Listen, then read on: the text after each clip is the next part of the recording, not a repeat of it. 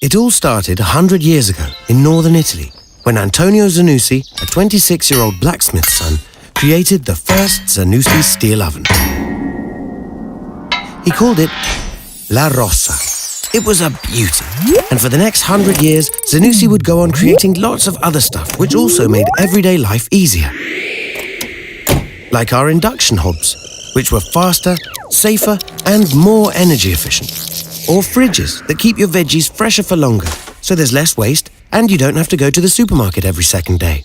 It's why we make ovens that clean themselves, and extra large washing machines. That way, you can spend more time getting dirty and less time cleaning up. And if we can do all that with 1 century, who knows what clever products we'll come up with next, and where they'll take us.